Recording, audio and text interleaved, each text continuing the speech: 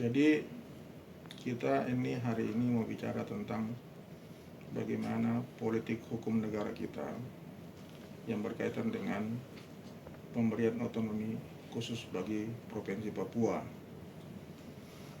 Jadi harus kita ketahui bahwa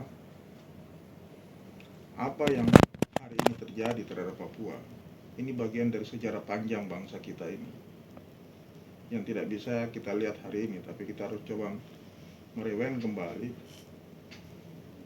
bahwa ada yang belum selesai terhadap persoalan-persoalan di tanah Papua hari ini. Harus kita ketahui bahwa masuknya Papua atau Papua Barat atau West Papua ke dalam Republik Indonesia itu tentu punya cerita yang panjang. Semua tahu, bangsa ini tahu bahwa Konferensi Meja Bundar tahun 49 di Den Haag, hasilnya salah satu adalah Irian Barat tidak bagian dari diserahkan waktu itu oleh Belanda kepada Indonesia. Akan dibicarakan 1 tahun kemudian. Itulah supaya jelas dan kita semua tahu bahwa urusan kedaulatan Indonesia ketika diserahkan oleh Belanda tidak termasuk Irian Barat. Inilah yang menjadi titik pangkal sampai hari ini yang belum tuntas. Dalam perjanjian Konferensi Meja Bundar disepakati bahwa 1 tahun kemudian akan dibicarakan antara Indonesia dan Belanda. Namun faktanya itu tidak terjadi. Mungkin karena waktu itu negara kita masih dalam persiapan setelah merdeka, masih banyak persiapan sehingga lupa dibicarakan. Akhirnya tahun 61 tokoh-tokoh Papua mendeklarasikan Papua merdeka. Persisnya 1 Desember tahun 1961. 18 hari kemudian, pas 19 Desember 61, pas 19 Desember 61, melalui pidato Presiden Bung Karno waktu itu di alun-alun Yogyakarta, membuat yang namanya Trikora, Trikomando Rakyat. 1. Bubarkan negara buatan boneka Belanda, yaitu Papua. Yang kedua, kibarkan sang merah putih di seluruh tanah Papua Barat waktu itu. Dan yang ketiga, mobilisasi umum. Jadi sejarahnya itu memang akhirnya kalau kita lihat Bung Karno melalui pidato di alun-alun Yogyakarta jelas bahwa itu bagian dari cara pemerintah Indonesia waktu itu, zaman Bung Karno, mengambil alih daerah tanah Papua waktu itu melalui pidato di Yogyakarta, sehingga membentuklah timnya, panglimanya waktu itu adalah Pak Harto. Ini sejarah yang tidak bisa kita hilangkan begitu saja, dan ini terbuka, sejarah terbuka. Ini bukan cerita sejarah yang diam-diam, semua terbuka dan semua bisa dibaca, ada literaturnya, kira-kira seperti itu. Berikutnya adalah ada yang namanya Perjanjian New York tahun 62, ya. Perjanjian New York tahun 62 itu, di situ peran Amerika sangat luar biasa untuk bisa memfasilitasi duduk ngomong antara pemerintah Indonesia dan pemerintah Belanda. Kita tidak tahu apa maksudnya peran Amerika di situ waktu itu, ya. Tapi intinya bahwa memang perjanjian New York itu tahun 62 itu yang memfasilitasi pertemuan itu adalah pemerintahan Amerika, dan diadakan di New York tahun 62. Dan hasilnya adalah untuk menyelesaikan pertikaian pendapat antara Indonesia dan Belanda waktu itu tentang posisi West Papua ini masuk ke wilayah mana. Akhirnya disepakati untuk dibuat referendum. Karena tentara kita sudah mengambil alih Papua melalui Trikora, dipimpin oleh Panglima waktu itu adalah Mayor Jenderal Soeharto, makanya timbullah yang namanya PPRA, Penentuan Pendapat Rakyat tahun 69. Dalam penentuan pendapat rakyat tahun 69 itu kan perjanjian 62 itu harusnya kan dalam bentuk referendum. Tapi yang terjadi waktu itu, ini data sejarah ya.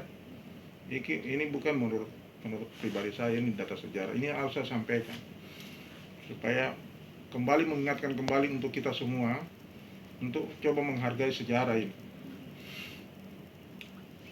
Ada yang namanya PPRA. PPRA itu ternyata karena ini dilakukan oleh Indonesia, dari 800.000 penduduk Papua waktu itu, yang ikut musyawarah pemilihan untuk referendum adalah 1052 orang. Kalau 1052 orang itu, kalau kita buat persentasenya itu sekitar berapa persen?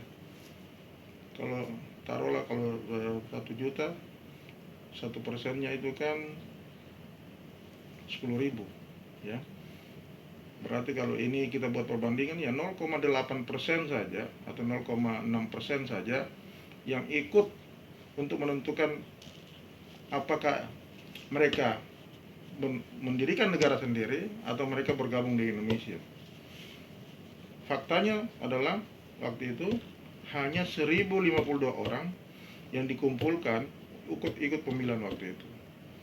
Yang seharusnya menurut sumber-sumber dari sejarah ini mengatakan ya harusnya one man one vote. Tapi yang terjadi adalah musyawarah model kita ini, musyawarah model Pancasila, musyawarah mufakat. Jadi dikumpullah tokoh-tokoh adat, ditanyakan masing-masing, dan akhirnya hasilnya adalah sepakat bagi Indonesia. Oke, itu tuntas lah, dalam sejarah itu tuntas, bahwa masih bisa diperdebatkan. Sampai ada teman saya juga menulis tentang disertasi ini di Unpad. Ya, mungkin masih debatable lah. Bagi anak-anak Papua itu masih membuat masalah, tapi bagi kita Indonesia itu sudah clear karena sudah disahkan oleh Dewan PBB. Masih perbedaan pendapat. Kira-kira itulah sejarah panjang Papua ini sampai lahir ke otonomi khusus Papua. Nah, selama rejim pemerintahan Orde Baru, kita harus akui bahwa banyak pelanggaran HAM di tanah Papua. Ya, banyak. Kenapa banyak? Karena dari hasil PPRA tahun 69 menunjukkan bahwa rakyat itu ternyata tidak dilibatkan. Kalau rakyat dilibatkan, kemungkinan tidak terjadi perlawanan seperti hari ini. Tapi karena rakyatnya tidak dilibatkan secara penuh dan sistem perwakilan yang ditunjuk juga waktu itu, sehingga sampai hari ini kenapa masih banyak atau masih ada orang yang memilih untuk berpikir lain tentang penggabungan di Indonesia. Itulah sejarah yang tidak bisa kita pungkiri sampai hari ini. Kenapa? Karena dari awalnya salah, dari PPRA-nya salah. Ketika melakukan penentuan pendapat rakyat tidak dalam proses demokrasi tidak dilibatkan secara keseluruhan, tapi pakai sistem perwakilan. Dengan demikian maka inilah menjadi masalah sampai hari ini. Perlawanan demi perlawanan selama rejim Orde Baru, bahwa ada yang ingin tetap berdiri sendiri, ada yang ingin tetap bergabung Indonesia, itu fakta yang ada di lapangan sampai hari ini. Akhirnya menjelang reformasi tahun 98-99, akumulasi dari kekecewaan terhadap bagaimana jalannya sistem pemerintahan di tanah Papua, sehingga tokoh-tokoh Papua waktu itu, ada kira-kira 100 tokoh, ya kan, bertemu dengan Pak Habibie, 100 tokoh, di mana hasilnya mereka minta supaya mereka kembali merdeka, ya kan, mereka minta merdeka. Tapi oleh Presiden Habibie waktu itu sangat bijaksana, dia mengatakan tolong pulang untuk berpikir ulang kembali, pulang dulu lah, jangan emosi, ya, jangan emosi, pikir ulang dulu. Pergantian Presiden Habibie masuk ke Gus Dur, masuk ke Megawati, akhirnya lahirlah yang namanya Undang-Undang Otonomi Khusus atas rekomendasi dari Sidang Umum MPR waktu itu tahun 2000, yang memberikan kekhususan kepada dua wilayah yang sama-sama menuntut merdeka, satu Aceh dan satu Papua, Irian Jaya waktu itu. Aceh diberikan kekhususan, Nangor Aceh Darussalam. Papua dikasih kekhususan dengan otonomi khusus Papua. Waktu itu adalah tokoh-tokoh Papua waktu itu dengan tim 100 itu dibentuk dengan Dewan Presidium Papua waktu itu yang dipimpin Pak Helwai, siapa Pak Gibi? Pak Ketua Dewan Presidium Papua ini Teis. Pak Teis ketuanya akhirnya bisa menerima konsep RU Otsus waktu itu. Kenapa? Karena mereka yang menyusun itu RU itu. Bukan draft itu bukan dari pemerintah pusat tapi dari tim pemerintahan Papua waktu itu dengan semua timnya menyusun draft itu, maka lahirlah Undang-Undang Otonomi Khusus ini. Intinya adalah bahwa sudah, kamu jangan merdeka, kita kasih undang-undang, tetap bergabung dengan NKRI, kita kasih kamu undang-undang otonomi khusus, ya toh. Artinya bukan otonomi daerah yang biasa ini, tapi otonomi khusus yang biasa dikenal dengan otonomi desentralisasi yang asimetris, yang artinya bahwa kenapa dikatakan asimetris? Karena dia berlawanan dengan desentralisasi otonomi daerah yang biasa, karena ada kekhususan yang diberikan oleh undang-undang kepada mereka. Misalnya mereka ada yang namanya Majelis Rakyat Papua. Yang kedua, mereka gubernurnya harus orang asli Papua. Yang ketiga, mereka dikasih dana otonomi khusus dalam rangka kesejahteraan, ya kan? Yang keempat, harus ada pendirian partai lokal. Yang kelima, ada yang namanya pengangkatan 14 kursi DPRP dari masyarakat adat, ya toh. Kira-kira itu termasuk pembentukan lembaga MRP. Berikutnya adalah misalnya bentuk peradilan HAM. Nah, kira-kira seperti itulah kekhususan yang diberikan oleh Undang-Undang Otonomi Khusus agar apa? Anak-anak Papua bisa terima konsepnya bahwa oke, kita bergabung tetap dengan Indonesia, tapi kita diberikan otonomi khusus dengan kewenangan khusus. Namun yang terjadi dari evaluasi yang selama ini terjadi, ternyata dari 24 kewenangan yang diberikan hanya 1/6 yang dilaksanakan, 5/6 tidak dilaksanakan. Padahal menurut anak-anak Papua yang saya tangkap adalah, kami tidak minta uang penting, tapi yang paling penting adalah harga diri, harkat dan martabat. Apa? Mereka minta pekerjaan. Apa? Misalnya di pemerintahan daerah, di perusahaan-perusahaan swasta, di ABRI, di polisi, di TNI, di polisi, di Freeport, dimintalah direkrut anak-anak Papua. Jangan semua orang dari luar Papua. Terus anak-anak ini kapan mau bisa mandiri? Kapan bisa mau menghargai dirinya sendiri? Kapan bisa mau bekerja untuk kasih makan mereka punya keluarga? Itulah tuntutan sebenarnya. Jadi minta diprioritaskan anak-anak Papua ini, karena mereka terlalu jauh tertinggal, baik dari sisi kesehatannya, dari pendidikannya, dari pendapatannya jauh tertinggal. Harusnya adalah melalui politik hukum Undang-Undang Otsus ini memberikan kesejahteraan bagi orang asli Papua, OAP. Tapi yang terjadi 20 tahun tidak seperti yang kita harapkan. Pemerintah selalu mengatakan bahwa ya kita sudah kasih uang semua, sudah kalau nggak salah 1.000 triliun kan yang sudah digelontorkan ke Papua. Tapi kenapa sampai hari ini seperti ini? Ya kan? kalau kita lihat ya, bagaimana kalau uang itu sampai di Papua tapi kembali lagi ke daerah lain? Kenapa? Karena di sana tidak mandiri. Semua pabrik, semua usaha itu ada di Jawa, ada di Sulawesi. Jadi uang yang sudah diserahkan sudah diserahkan melalui undang-undang otonomi khusus, mungkin saya belum punya penelitian ya, berapa persen yang dibelanjakan ke Jawa. Jadi berapa persen yang tinggal di sana? Ya kan? Ini problem. Jadi kalau dikatakan bahwa uang sudah digelontorkan, ya, digelontorkan ke Papua. Tapi kalau kita lihat hasilnya, apakah sebanding dengan itu? Ternyata tidak. Kenapa? Karena uang-uang itu ternyata nggak tinggal di sana, Pak. Karena tidak, di sana nggak ada pabrik, di sana tidak ada macam-macam. Semua juga akhirnya belanjanya di sini. Kalau mau bangun ya belanjanya semua di sini. Jadi uang yang ditaruh cuma taruh sebentar, belanja lagi. Yang kedua, kalau dibilang anak-anak Papua atau pejabat Papua mungkin korupsi, coba lihat aja rumahnya. Sebanding nggak? Kita studi lapangan aja.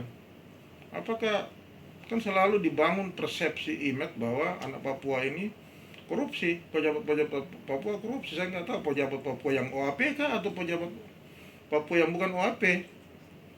Karena kalau kita lihat yang OAP, coba aja datang ke Jayapura, rumahnya standar.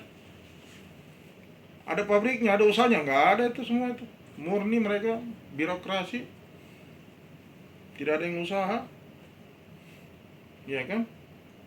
Jadi kalau kita mau melihat bahwa selalu didengungkan bahwa persepsikan bahwa ya kita sudah serahkan dana sekian, tapi kita lihat juga kira-kira itu uang lengket di mana? Lengket di anak Papua kah?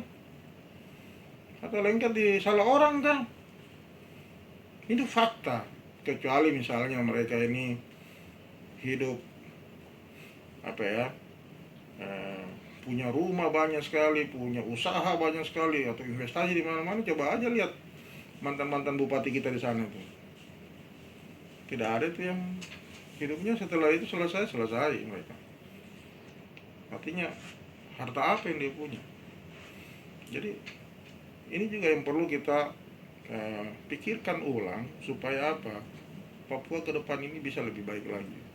Sehingga bukan dengan cara membuat statement persepsi seperti itu, tapi bagaimana supaya dana yang ada di sana itu betul-betul dikelola secara maksimal dan bisa tinggal di Papua. Jangan dibawa lari lagi. Di sana pejabatnya datang bawa pulang lagi ke sini. Itu juga sebagai otokritik kita semua. Jangan mereka disalahkan semua. Coba lihat pejabat-pejabat kita itu. Jangan sampai setelah menjabat di sana bawa pulang lagi, keluar lagi dari Jayapura. Kan begitu. Kira-kira seperti itu. Jadi kembali lagi bahwa politik otonomi khusus Papua kita ini apakah betul-betul berpihak kepada anak-anak Papua asli atau tidak? Karena memang undang-undang ini didesain untuk bagaimana memberikan pemberdayaan kepada masyarakat atau orang asli Papua. Tapi yang terjadi hari ini jauh sekali. Kita contoh misalnya isu yang sekarang lagi rame nih, ya, tentang PLH, ya toh, ada yang namanya PLH. PLH itu adalah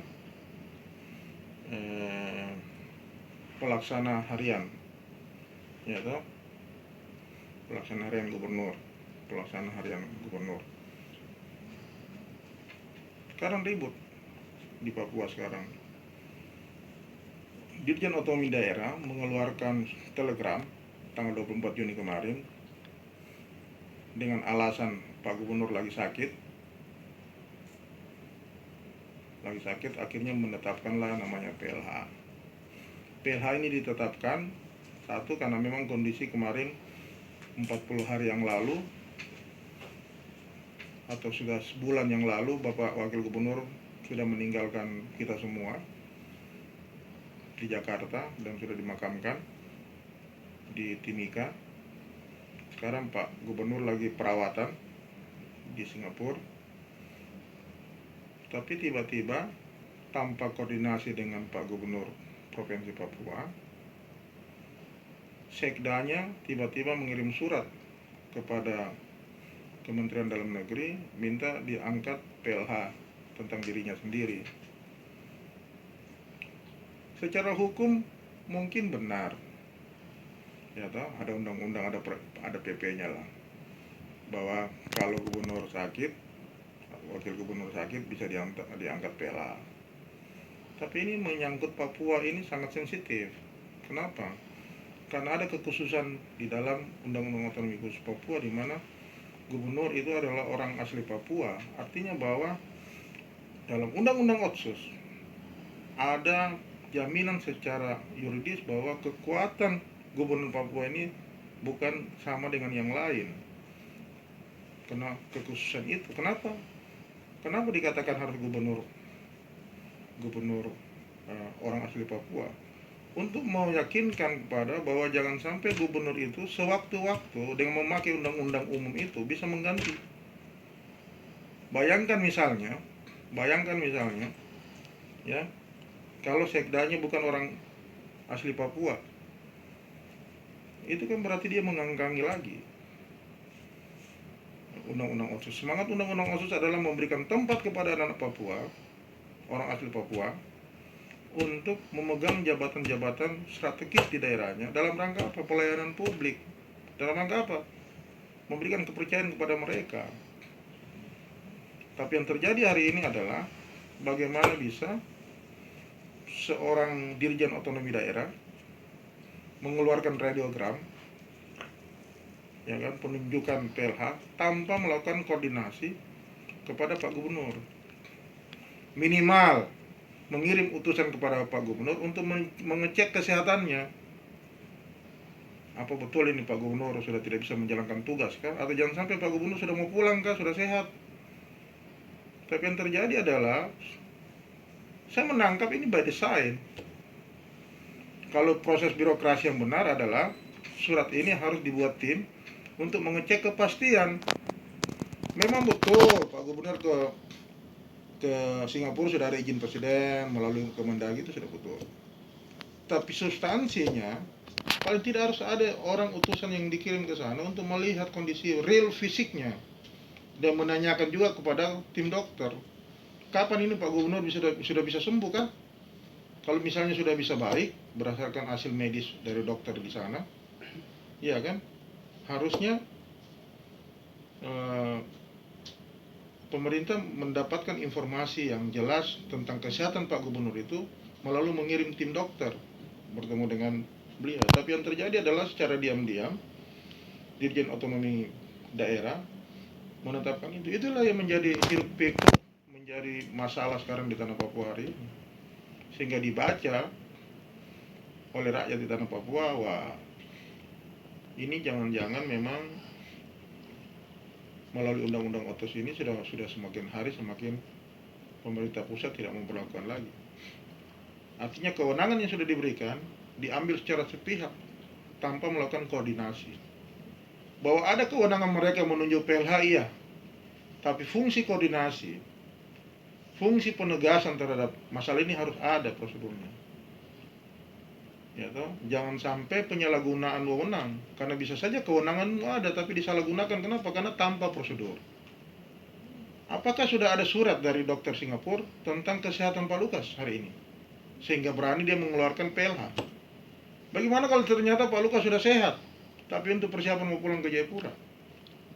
Kan ini menimbulkan keributan di tingkat akar rumput yang terjadi hari ini.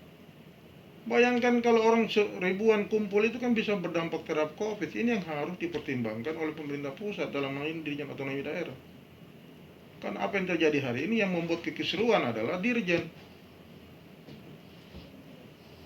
Otonomi Daerah yang membuat kekisruan. Harusnya dia kirim tim ke sana, ketemu dengan Pak Gubernur, apa kabar, baik, sehat kah? Kami boleh dapat hasil medisnya, rekam medisnya, bagaimana sudah bisa jalankan pemerintahan, mengingat Pak Wakil Gubernur sudah pergi lebih dulu, ya toh, kira-kira itu. Tapi yang terjadi hari ini kan secara diam-diam tanpa sepengetahuan Pak Gubernur, penunjukan langsung. Yang kedua, ini juga masalah di Pak Sekda. Pak Sekda juga harusnya berkomunikasi dengan Pak Gubernur. Kenapa? Dia harus telepon Pak Gubernur. Pak Gubernur, selamat pagi, selamat sore, ke malam kah? Situasi pemerintahan seperti ini. Pak Wakil Gubernur sudah meninggal. Ada petunjuk Pak, saya mengalami kesulitan untuk konsolidasi, koordinasi. Menurut saya, tolong dipertimbangkan PLH. Begitu. Mungkin juga Pak Gubernur kasih petunjuk nanti. Ya oke, silakan kamu rapat, panggil semua. Bagaimana sebaiknya? Ini yang terjadi. Bapak itu sakit, tapi bisa ngomong, bisa terima telepon. Pak Gubernur itu sakit, tapi dia bisa terima telepon, dia bisa kasih pendapat. Tapi yang terjadi hari ini, mereka jalan sendiri. Pak Sekda ini, yang baru ini, jalan sendiri. Nah, ini yang terjadi hari ini. Jadi kekisruan ini akumulasi nanti terhadap bagaimana sebenarnya komitmen kita dalam melaksanakan otonomi khusus daerah. Kalau hal-hal seperti ini saja, pemerintah pusat selalu ikut intervensi, ya toh? Dan kita melihat sangat politis ini, sangat politis, kira-kira seperti itu. Kita kembali lagi kepada bagaimana sih Pak Roy ini menyangkut perubahan ini. Ini kan evaluasi 20 tahunan ini Undang-Undang Otonomi Khusus. Tadi saya sudah katakan bahwa apa yang terjadi hari ini, tuntutan untuk memberikan evaluasi secara menyeluruh terhadap Undang-Undang Otsus itu adalah sebuah keniscayaan yang tanpa itu bisa menjadi pintu masuk bagi aspirasi rakyat Papua yang tidak terakomodir, yang mengakibatkan akan terjadi gejolak di tingkat akar rumput. Evaluasinya adalah bahwa 2 MRP ini mengevaluasi bahwa Undang-Undang Otonomi Khusus ini belum berjalan secara maksimal. Dari 24 kewenangan yang diberikan, hanya 4 saja yang dilaksanakan secara maksimal. 20 lainnya itu sama sekali belum dilaksanakan. Kalaupun dilaksanakan setengah hati. Contoh misalnya, hal yang paling dituntut oleh anak Papua adalah pengungkapan terhadap pelanggaran HAM di Papua. Terbunuhnya anak-anak mereka, keluarga mereka di Papua. Ini yang tidak pernah dituntaskan. Pembentukan peradilan HAM, ini sama sekali nggak pernah diselesaikan. Dan inilah yang menjadi sakit hatinya mereka, karena komitmen untuk menyelenggarakan pengungkapan kasus-kasus HAM di Papua, sama sekali negara ini tidak mau melaksanakan itu. Berikutnya, pendirian partai politik lokal di tanah Papua. Di Aceh sudah dilaksanakan partai lokal, di Papua sama sekali tidak pernah dikasih kesempatan untuk itu. Sehingga bagi anak-anak Papua, apa maunya ini Undang-Undang Otonomi Khusus? Untuk apa diperpanjang kalau ini tidak dievaluasi? Kewenangan-kewenangan yang sudah diberikan kepada kami dilaksanakan dulu secara menyeluruh. Yang terjadi adalah bahwa kewenangan-kewenangan yang sudah diberikan dari 24 itu sama sekali belum dilaksanakan 5/6. 1/6-nya sudah, 5/6 yang belum. Inilah persoalan hari ini. Sehingga kenapa di dalam perubahan kedua Undang-Undang Otsus untuk berlaku ke depan lagi ini dibutuhkan yang namanya perubahan secara menyeluruh. Dari 2 Majelis Rakyat Papua, baik Papua Barat dan Papua Induk, meminta ini dievaluasi secara menyeluruh. Dari aspirasi rakyat yang mereka tangkap, mereka minta supaya dievaluasi secara menyeluruh. Minimal bahwa apa yang sudah ada dalam Undang-Undang Otsus 21 itu dilaksanakan secara menyeluruh. Ya kan? Tapi yang terjadi hari ini adalah kucing-kucingan. Kenapa saya katakan kucing-kucingan? Karena pemerintah sama sekali tidak melakukan koordinasi terhadap perubahan kedua Undang-Undang Otsus. Kenapa saya katakan tidak koordinasi? Karena yang namanya representasi keterwakilan aspirasi itu ada di lembaga dua, MRP dan DPRP.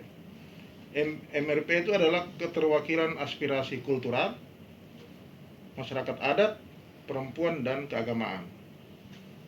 Kalau di DPRP itu keterwakilan aspirasi partai-partai politik dan 14 kursi masyarakat adat di situ. Ini yang tidak terjadi. Memang tahun 2019 itu Cahyokumolo Mendagri waktu itu menulis surat kepada Gubernur Papua dalam kaitan dengan adanya perubahan Undang-Undang Otonomi Khusus menjelang 20 tahun berlakunya Undang-Undang Otonomi Khusus. Tapi Gubernur Papua waktu itu Lukas NMB menulis surat kepada Mendagri, menjawab surat ke Mendagri bahwa yang memiliki kewenangan untuk perubahan usulan undang-undang itu adalah rakyat Papua melalui MRP dan DPRP. Jadi ada surat yang dikirim kepada Kemendagri waktu itu, Pak Cahyokumolo, tentang perubahan ini. Tapi dikembalikan lagi kepada Pak Gubernur, kepada Menteri, bahwa kewenangan perubahan itu bukan ada pada saya sebagai pemerintahan Papua, tapi ada pada wilayah MRP dan DPRP yang mewakili aspirasi rakyat Papua. Setelah itu tidak ada lagi surat menyurat.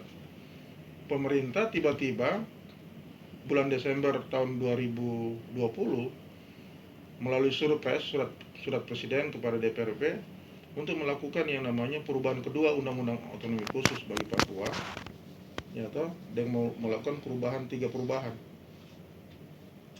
Pertama adalah pasal 1 huruf A menyangkut Provinsi Papua, nama Provinsi Papua. Yang kedua, pasal 34 itu menyangkut dana otsus, dan pasal yang ketiga adalah pasal 76 menyangkut daerah otonomi baru, pemekaran bagi provinsi dan kabupaten kota. Kalau kita menangkap, ternyata dari 2 lembaga Majelis Rakyat Papua dan Majelis Rakyat Papua Barat, isu ini tidak terdengar di mereka. Bukan ini aspirasi mereka. Aspirasi mereka tetap menuntut bahwa ini harus dievaluasi secara menyeluruh, karena banyak yang belum dilaksanakan melalui 20 tahun berlakunya Undang-Undang Otonomi Khusus bagi Papua. Banyak. Jadi mereka tidak minta 3 ini, tapi minta semua dievaluasi, ya kan? Supaya apa? Misalnya partai lokal. Kapan dibentuk partai lokal? Bagaimana caranya partai lokal didirikan? Dasar pendiriannya bagaimana? Bagaimana cara mereka bisa ikut serta dalam pemilu berikutnya?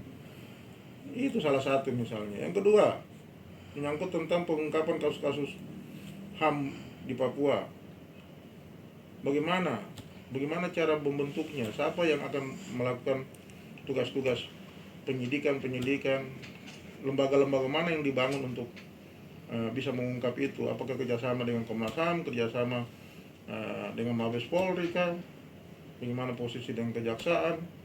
Saya kira itu lembaga-lembaga institusi negara yang harus dilibatkan. Apakah perlu ada yang namanya tim independen untuk pengungkapan ini? Ini kan yang harus dibicarakan, dan itu harus ada peraturan pemerintahnya. Ini semua yang belum dijalankan. Oleh karena itu,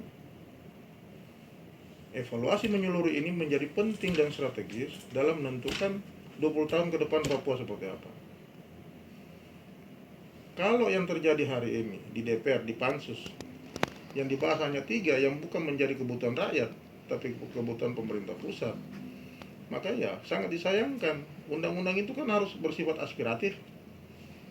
Kalau tidak aspiratif bagaimana kira-kira? Kan sia-sia aja. Ini akan bergejolak terus. Selama 20 tahun ke depan ini akan bergejolak terus. Kenapa? Karena undang-undang yang perubahan kedua ini tidak ada betul-betul aspirasi mereka. Yang adalah aspirasi pemerintah pusat. Oleh karena itu, teman-teman Papua dengan segala hormatnya, Tidak ada upaya lain. Ketika mereka kemarin ketemu DPR katakan sudah stop, sudah tutup pintu. Ketemu dengan pemerintah juga melalui Kemendagri juga sudah tutup pintu. Ya, akhirnya mereka mengambil jalan lain untuk mengajukan gugatan ini menjadi gugatan sengketa kewenangan di lembaga sengketa kewenangan lembaga negara. Karena bagi mereka adalah hak yang berkaitan dengan usulan perubahan dalam kurung materi perubahan, itulah hak dan kewenangannya rakyat Papua yang disampaikan melalui Majelis Rakyat Papua dan Dewan Perwakilan Rakyat Papua.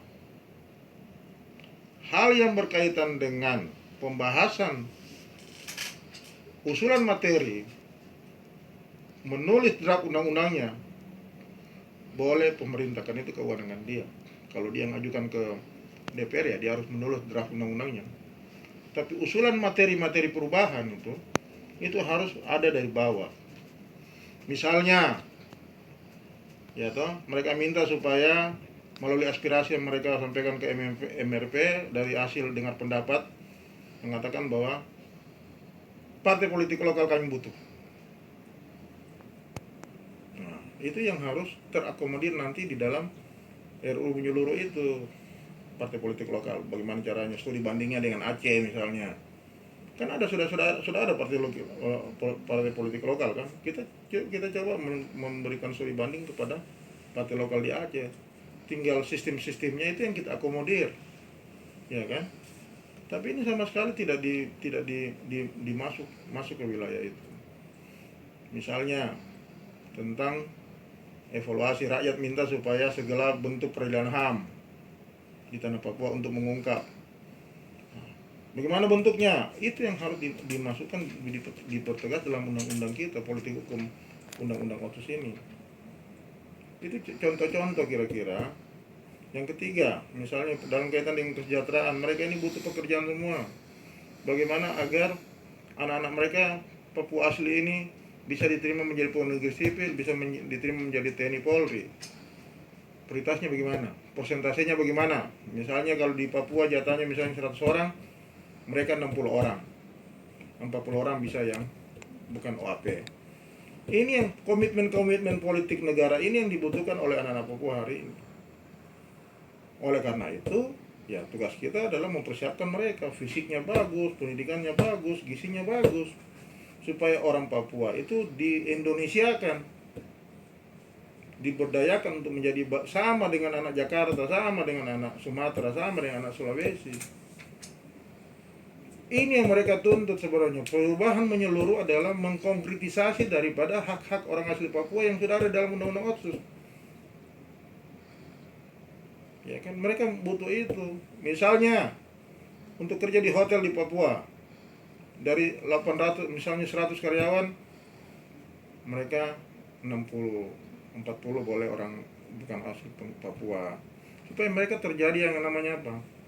Inkulturasi, saling bekerja bersama, mengenal. Tapi kalau kita di Jayapura yang di luar, di dalam hotel semua orang-orang kita pendatang, tapi yang di luar semua anak asli Papua, disitulah kita lihat gap antara orang asli Papua, kesejahteraan orang asli Papua dengan masyarakat pendatang itu terlalu tinggi.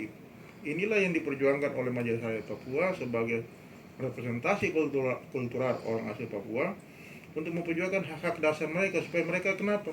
Supaya mereka sejajar, sederajat, seimbang dengan adik-adik kita orang Indonesia yang ada di Papua, yang bukan orang asli Papua, supaya sama mereka.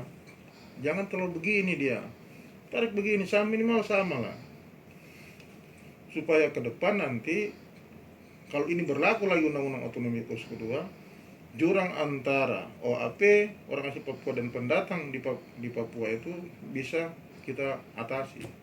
Kalau tidak maka makin jomplang nanti. Kalau makin jomplang akan terjadi yang namanya situasi yang tidak menentu. Kalau terjadi diskriminasi begitu ya kita bertanggung jawab nanti ke depan kalau terjadi di Papua. Akhirnya apa? Korban lagi orang asli Papua. Kita tembak lagi orang asli Papua. Kenapa? Karena mereka melawan.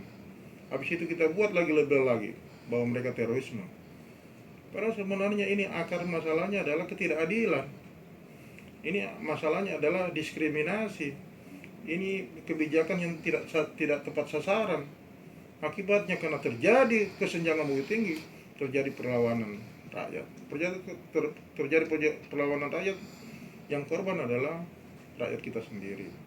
Itu yang kita sayangkan. Oleh karena itu ke depan pemerintah kita harapkan dalam membuat undang-undang ini betul-betul membuat undang-undang yang betul-betul politik hukumnya adalah politik hukum memberikan kesejahteraan bagi rakyat Papua, memberdayakan mereka, mengangkat harkat dan martabatnya mereka, bukan dengan cara menakut-nakuti. Yang terjadi hari ini adalah kalau kita melakukan perlawanan terhadap perubahan ini adalah undang-undang otsus, seolah kita ini anti Indonesia. Bukan. Kita mau supaya rakyat Papua ini ke depan dia hidupnya lebih baik dari hari ini, dari evaluasi kita 20 tahun kemudian. Kita bisa lihat politik hukum kita setelah berubah peraturannya, ya toh. Hukum itu kan juga bagian dari rekayasa sosial, dia bisa merubah rekayasa sosial melalui hukum.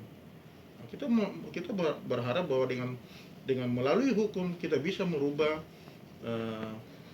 sikap hidup dan kesejahteraan masyarakat Papua. Kira-kira seperti itu. Ini salah satu pintu yang menurut saya lebih elegan, karena dia berdasarkan undang-undang dasar, berdasarkan undang-undang, berdasarkan peraturan. Karena kalau tidak, maka dia akan liar nanti. Apa yang mereka tuntut adalah memasukkan hak-hak mereka di dalam undang-undang. Perubahan kedua undang-undang itu bagian dari hak mereka untuk menuntut secara konstitusional. Nah, kita harap bahwa pemerintah pusat termasuk DPR ini harus melihat ini. Jangan sampai kemajuan cara berpikir orang terlalu maju, kita masih di belakang. Jadi undang-undang ini tertinggal terus. Akibatnya bangsa ini yang menjadi taruhannya. Kita sayang bangsa ini, kita mau anak-anak Papua tetap bagian dari negara kita. Oleh karena itu kebijakan politik hukum kita juga betul-betul harus sasarannya tepat. Jangan kita mau menang sendiri. Ajaklah mereka berbicara, ajaklah mereka ngomong, ajaklah mereka mengertilah mereka punya sikap harapan, sehingga ketika kita merumuskan undang-undang ini pas. Karena kalau tidak, ini menjadi bentuk perlawanan mereka lagi. Kalau itu yang mau dicari ya silakan aja. Kalau kami ini kan masyarakat aja, kita melihat ada sesuatu yang kurang beres, kita peringati lebih awal, ya toh. Dan kita tegaskan lagi bahwa Pak Presiden Jokowi ini orang baik. Saya tegaskan lagi, Bapak ini orang baik, Bapak Presiden kita ini Jokowi. Apalagi terhadap orang-orang Indonesia Timur ya, khususnya Papua. Sudah 7 kali beliau ke Papua. Bagaimana melihat pembangunan fisik di sana, ya kan? Tapi sayangnya di tingkat implementasi staf-staf di bawah dia ini kurang menangkap keinginan Bapak Presiden. Bapak Presiden itu luar biasa loh.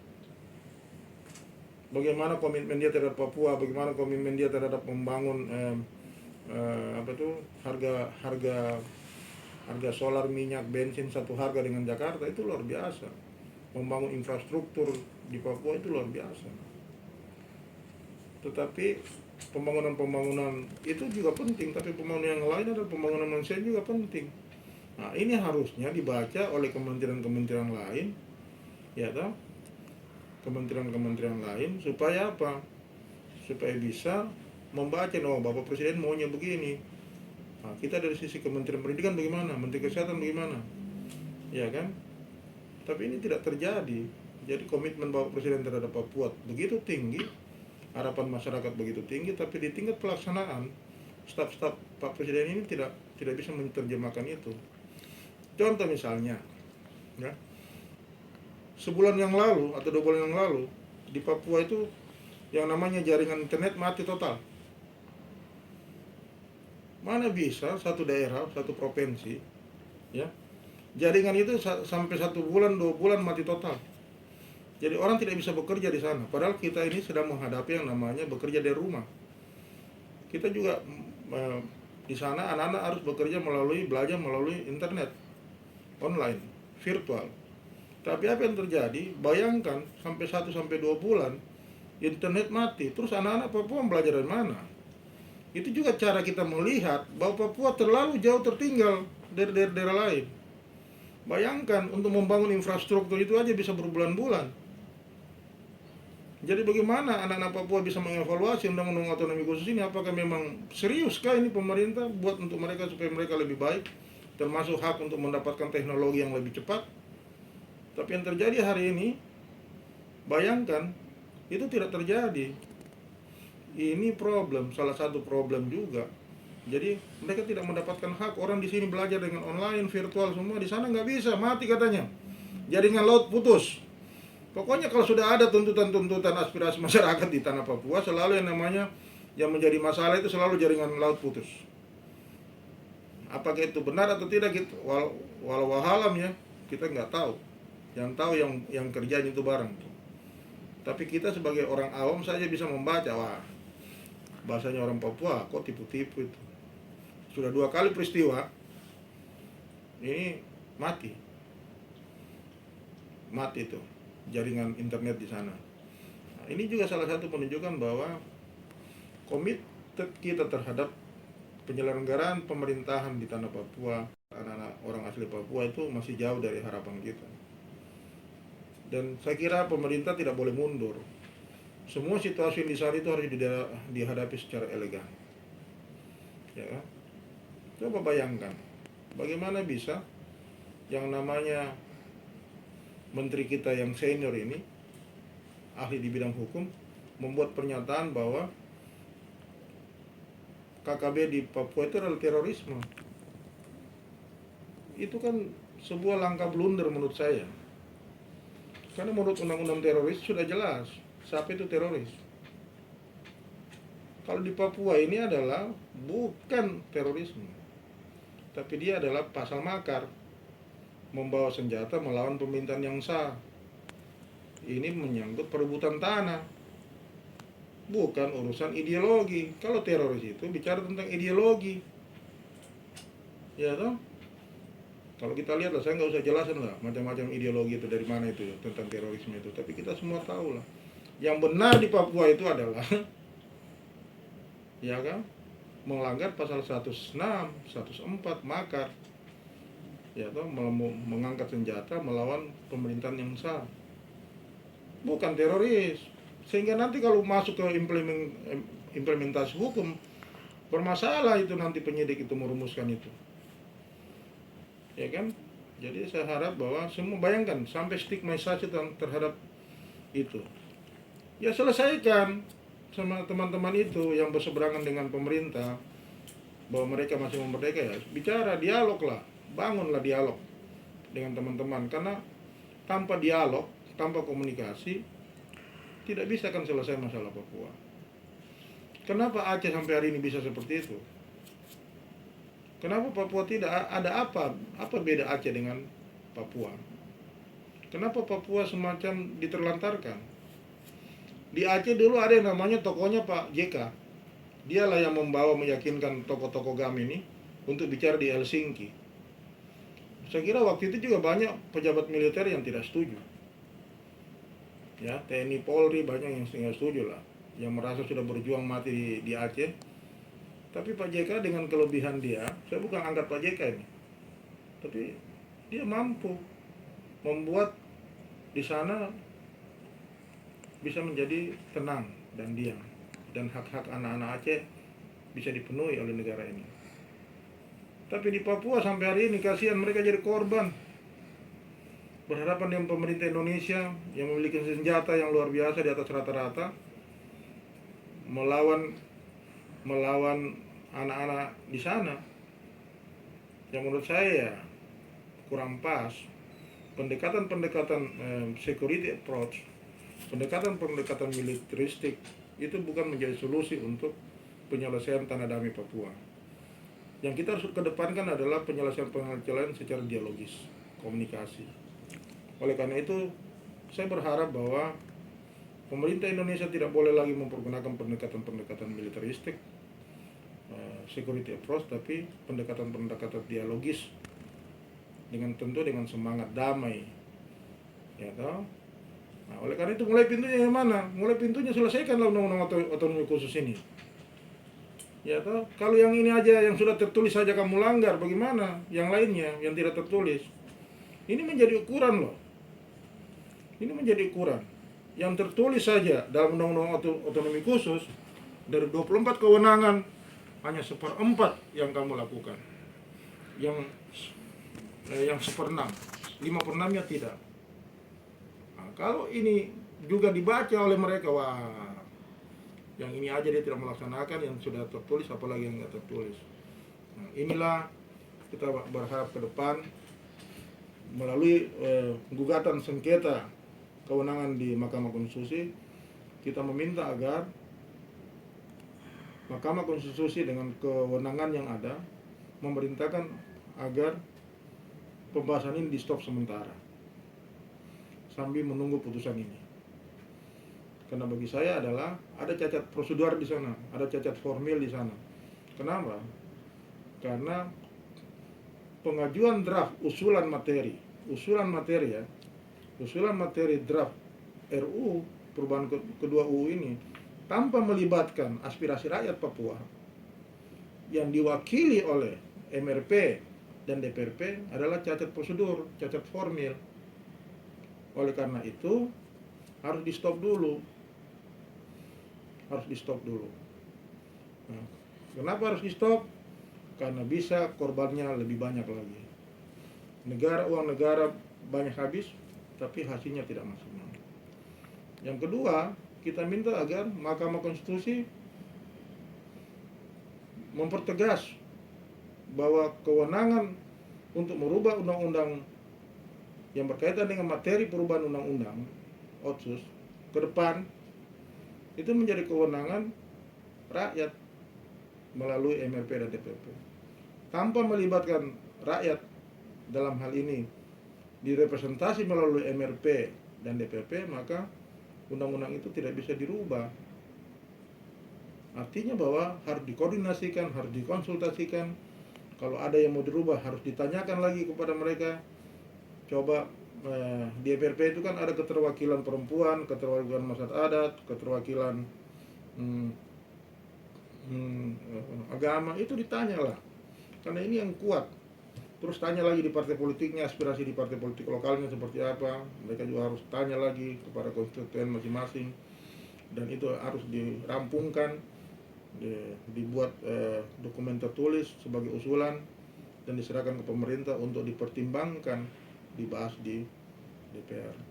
Kira-kira itulah kita harapkan bahwa ke depan untuk Papua lebih baik, untuk pelaksanaan otonomi khusus Papua Jilid 2 ini tanpa melibatkan orang Papua asli, maka saya kira kita mengkhianati undang-undang Otsus itu. Kalau kita saja yang orang pintar-pintar di Jakarta ini mengkhianati undang-undang Otsus, bisa mengakibatkan apa? Ketidakpercayaan rakyat Papua terhadap kita. Kalau rakyat sudah tidak percaya kepada kita, akibatnya apa? Apapun kebijakan yang kita lakukan ya terjadi resistensi, perlawanan di tingkat bawah. Dan itu bisa menjadi bahaya untuk bangsa kita ke depan. Kita harus bisa meyakinkan anak-anak Papua, orang asli Papua, bahwa bangsa ini kita urus secara bersama-sama, ya, khususnya di tanah Papua, dengan melibatkan mereka, memberikan kepercayaan kepada mereka. Aspirasi mereka harus didengar. Tanpa itu, ya saya kira kita akan jalan sendiri dan mereka akan jalan sendiri, dan kita tidak tahu endingnya di mana kalau itu terjadi.